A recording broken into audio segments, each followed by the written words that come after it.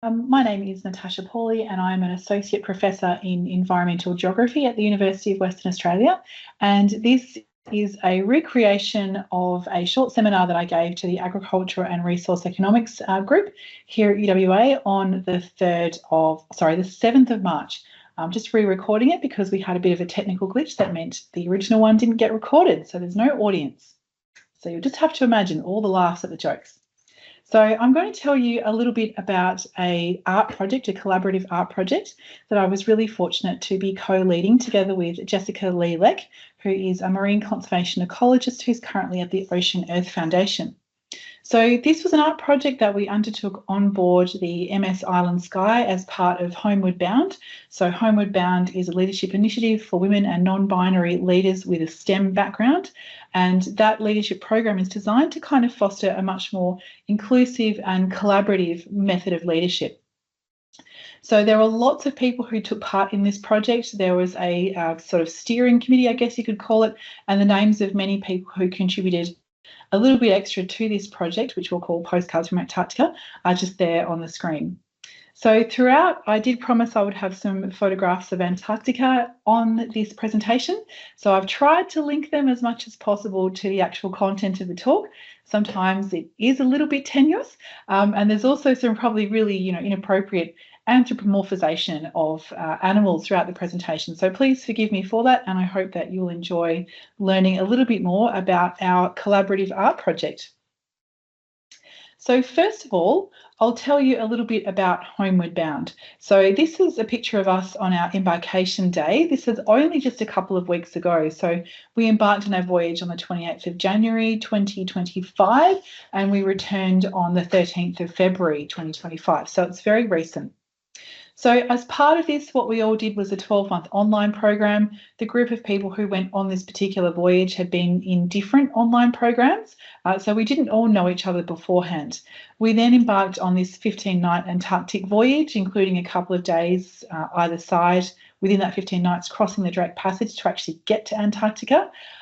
There were 124 of us, comprising 110 different STEM backgrounds. Now, STEM was used in a very broad sense. So we had people who were social scientists, economists, lawyers, as well as your kind of more traditional STEM backgrounds as well. And we had social scientists too. 23 different nationalities. Quite amazingly, I thought, we actually had 11 people from Western Australia. So Western Australia takes up 1/3 of Australia's landmass, but it doesn't have, a huge population, I guess, in comparison to the rest of the country. So that was pretty amazing. And a lot of us knew each other beforehand. So it was great to see everyone in person. And of course, we also had 4 gingers. So I thought that was quite exciting. That's me on the left there. I know you can't see me online, but this is me on the left standing next to our wonderful Sarah, Kirsty and Ash, representing for all the people that needed to wear extra sunblock because of the hole in the ozone layer, which is quite prominent around Antarctica. Okay. All right, so where did we go? So we departed and returned from Ushuaia in Argentina.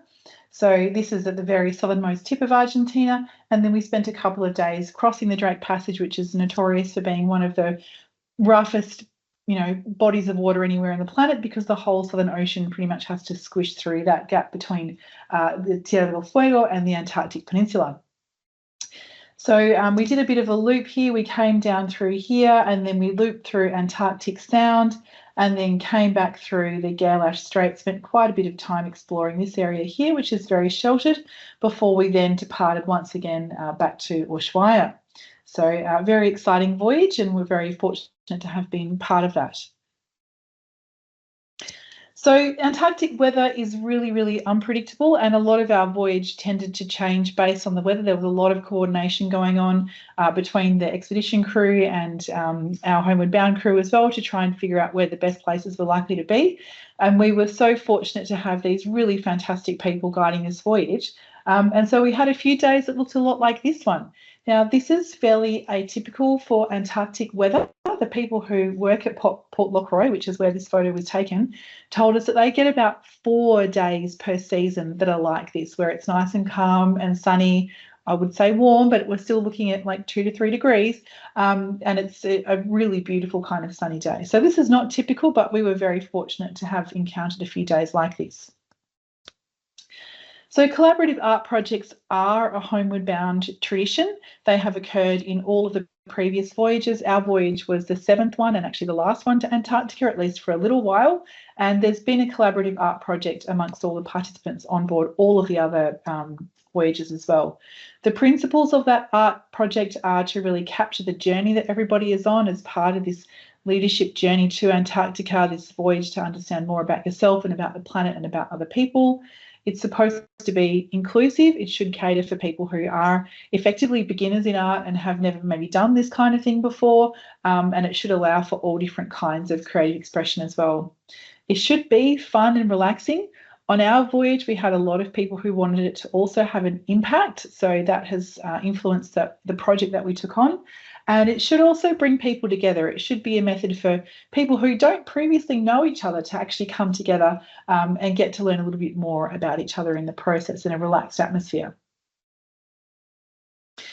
So these are some examples of previous voyage projects. There was a lino print activity that was led by Nat Riesbeck-Brown in 2023, and a bunting project that was led by Sue Besto. And there have been other ones such as quilting, making a travelling cloak and making a quilt. So, of course, there was a bit of an impetus for us to want to do something that hadn't been done before. Okay, so the challenge then, and again, I love this photo of penguins. It's sort of loosely tied to let's do something together. Deciding what to do collaboratively. So we had to really go about figuring out how we're going to create this art project that's inclusive and fun and impactful and creative for a group of people that have never met before. This is not an easy thing to do, particularly because we're not typically artists. A lot of people actually do art and craft as part of their daily activities, or monthly maybe, or their regular lives. But mostly these are people from STEM backgrounds where that kind of, engaging with the visual arts might not be the thing that you do every day. So how do we do it? So we had a small steering committee who were really fantastic. We opened a WhatsApp channel that was open to all of the voyagers on the ship. We created an online board for project ideas. I think our WhatsApp channel has got about 80 members, which is like 2/3 of the people who were on the ship. We created a short survey on what people wanted to do for the art project in terms of whether should it be primarily fun, should it be primarily impactful, or somewhere in the middle. And also people's art comfort level, like how comfortable were they with doing these particular things. We then curated a subset of ideas for a group vote. Our initial survey had 69 responses, so we knew that people were going to be interested in doing this project. And then we came up with a short list of 4 or 5 projects that people could then vote on in a second short survey. Okay, so another gratuitous photo of the wildlife. This was a beautiful Weddell seal on Danko Island, which was nicknamed George. Perhaps that was because the captain of the ship was George. Not entirely sure. Anyway, so Gorgeous George, as we like to call him, he wants to know, so what project did everyone end up choosing? Well, according to our survey, the strongest preferences were to have a short introductory session and then multiple co-crafting sessions throughout the voyage. People wanted it to be both impactful and enjoyable, and that was really, really important. There was a very broad range of preferences for the type of media used. So where previous projects had chosen one art medium, maybe that's textile or maybe that's lino printing, because we had such a wide range of interests, we actually decided to let people choose what they wanted to do. So we knew that we were going to have very diverse postcards presented or very diverse artworks presented. And we also had some beginner sessions set up for people who might not be so confident with these particular techniques and wanted to learn how to use them. The project that everyone chose was probably the most complicated one, I think, which was to create something that each individual would create the part of a whole. So creating an image divided up into a number of different pieces. So that's quite logistically complicated, but we decided we're just going to do it. So the fabulous Jessica Leck, who is, as I mentioned before, the project co-lead and marine conservation ecologist and an artist and has a lot of skill in community engagement, she created this digital artwork of Antarctica with topographic contours of 400 metres. So the idea behind doing contours, there's a couple of things there. Obviously, it's based in science, which we're all huge fans of. The contours mean that you can link individual artworks together, because if you can imagine, this map was then divided into a grid and each person got part of that grid. So the lines help you link to the next person and to the next piece of artwork. And the other one was that it creates also this idea of a bit of colour by numbers. So perhaps you're not so confident in creating a piece of artwork, but you can always choose a piece with lots of lines and then you can really just colour it in however you would like.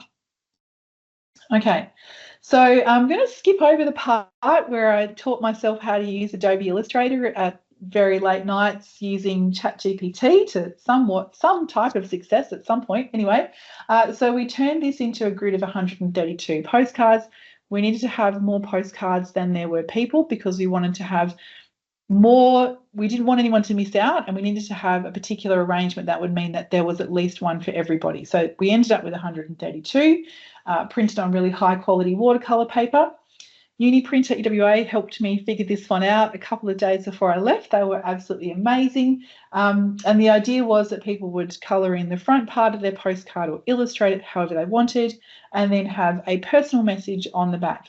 The message could be to anyone that the person wanted. So it could be a person of importance to them, it could be a global leader, it could be a bit of a mixture. Yes, so I've learned how to do this now. So if anybody ever does want to repeat this, just get in touch and I'm very happy to provide some pointers as to how to make this a bit less headachy, shall we say. Anyway, it was all good fun. Learned some new stuff. This is us laying out all the pieces in Ushuaia on a couple of days after we'd all met. We had to lay all the pieces out and number them and also put an up arrow on the corner on the back so everybody would know which piece they had and which way up it was, because it's actually quite confusing. If you take each particular piece out of the grid framework, it's hard to know what it is. So we had to create a bit of a scaffold for people. So obviously north is difficult to indicate which way is that. I wouldn't normally do that as a geographer, but just if you imagine the Antarctic Peninsula, this is where we spent the majority of our time, and it's where the majority of tourist charters and tourist boats will go because there's a lot of wildlife and it's relatively easily accessible. Yeah, so for those two reasons, this is where most cruises actually go. Okay. So important to highlight that this was actually not a research project. Myself and other colleagues do use these methods in the research that we do. So this particular research project, Visioning Coastal Resilience, and Abby and Carmen are colleagues that I work with at the Centre for Environmental Economics and Policy, and other people are involved as well. We do use these techniques. We actually run creative workshops where we invite people to create a piece of art, spend a couple of hours doing that. At the conclusion of that, we then go and interview them in quite a gentle manner and just ask, well, what's this artwork about? What does it bring up for you? What are the key points that you wanted to come across? And then a couple of other questions as well. So it is a method for eliciting information from people and understanding community values or other things that they might want to get across using a piece of art. So it's an alternative to an interview format. So I think a main thing to consider here was that if we did treat this like a research project, we would really risk excluding people who did not want to be involved as a research subject, because that's what you'd have to do if it was a research project. You'd have to get consent from people that they wanted to share a range of things about themselves that people might feel uncomfortable doing. So we decided not to do that. And instead, the participants in this project are, you can think of them as co-designers and co-creators.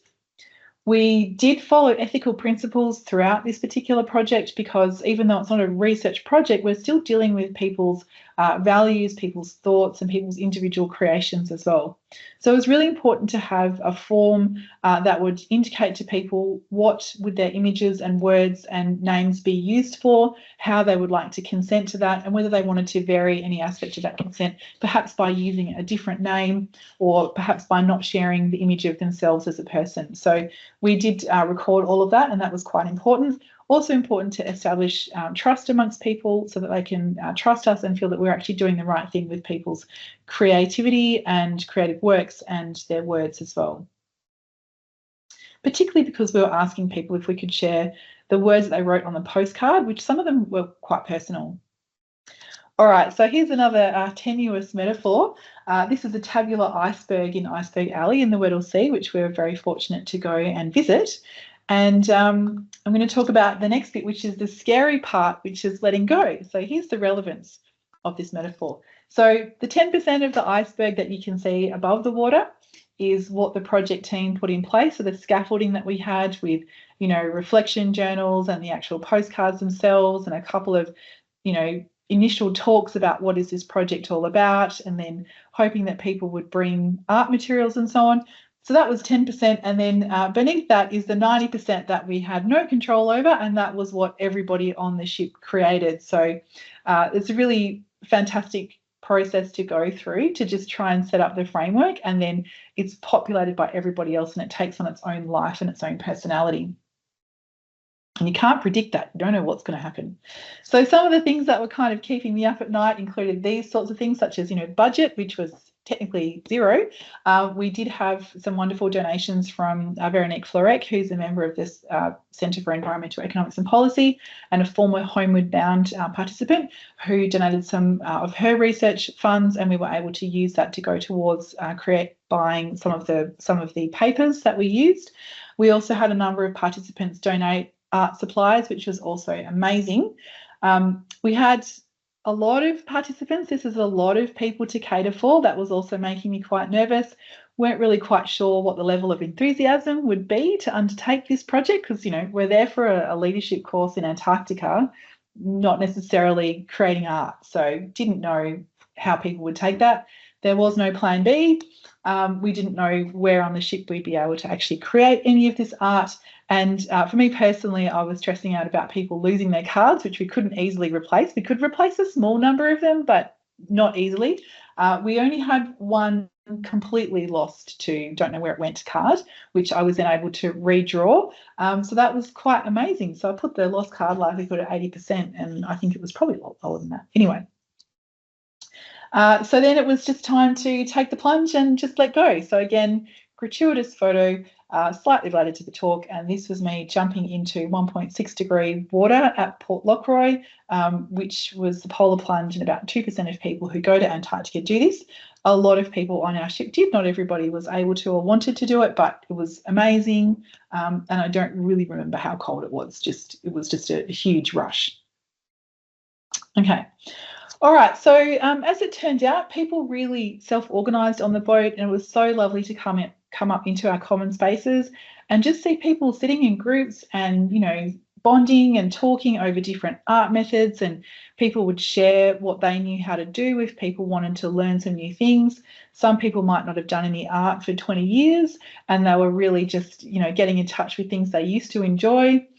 Some people were learning new skills, and we also had a number of really amazing artists on board who were really extending the sorts of things that they do, and really taking it to the next level, which was fantastic as well.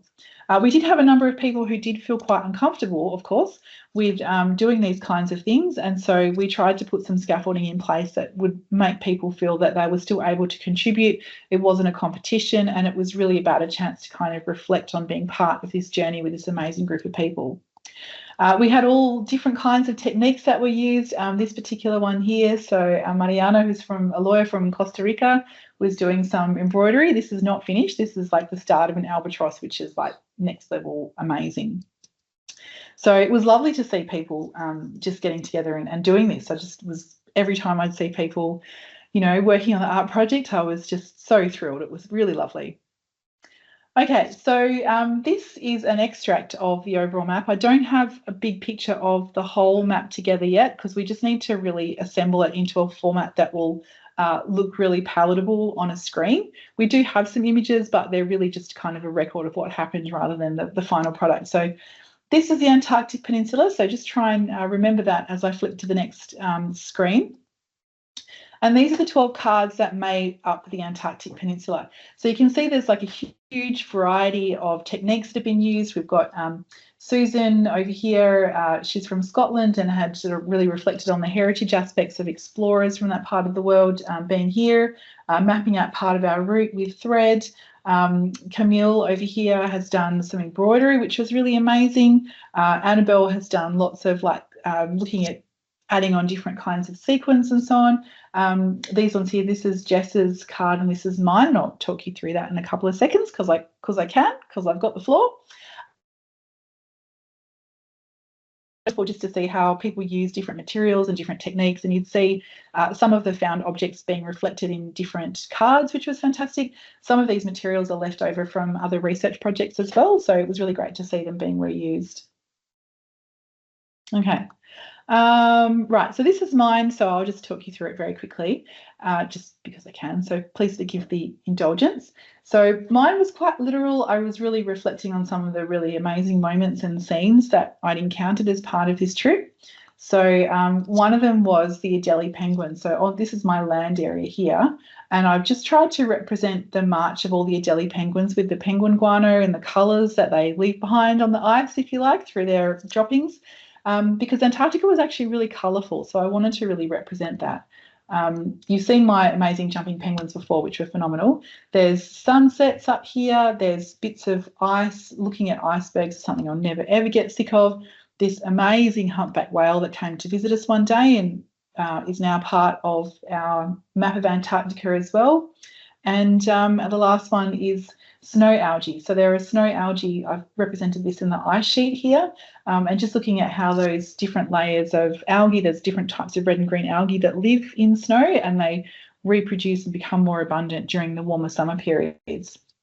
So yeah, mine was quite literal. Jess's is here. So Jess did this incredible detailed stipple drawing of all of the different species that we saw whilst we were in Antarctica, which was amazing. And this collage that she's done here on the mainland is an extract of a paper that's a journal article that's about Antarctica, and there's some words on there as well. So very different approach, also incorporating that the importance of impact and science as well as the wildlife that we've seen.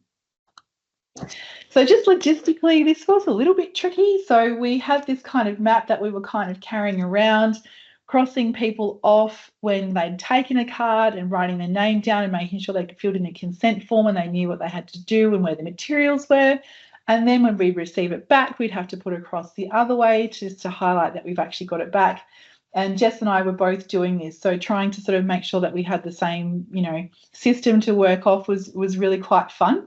But we got there in the end, and when we got the very last postcard back, that was like phenomenal. I just was so amazed that everybody had actually contributed. So everyone on the voyage contributed a card.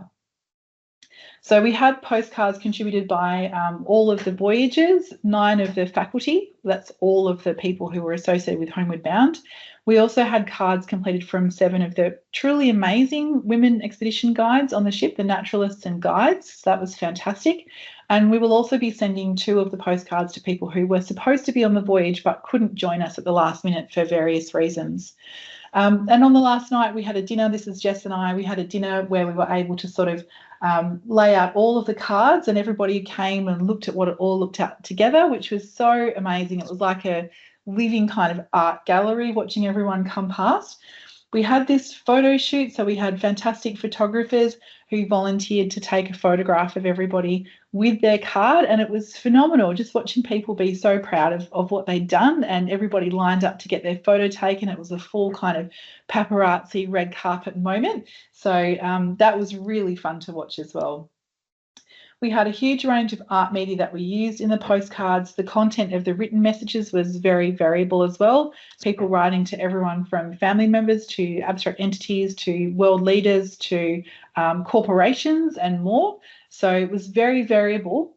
And what we're working on now is trying to figure out, well, how do we actually, make this something that everybody can enjoy? So how do we turn it into a digital catalogue? And we really want to turn this into a roving physical exhibition. People were very excited about doing that. Okay, so another, the bigger picture, so stepping back a little bit and just wanted to reflect a little bit on what made this project work, what made it actually be something that people were really proud of and wanted to be part of. And look, not everybody was like super excited and super enthusiastic. I don't want to make out that everybody thought it was like the best thing ever, but everybody did participate, which is like really amazing, voluntarily.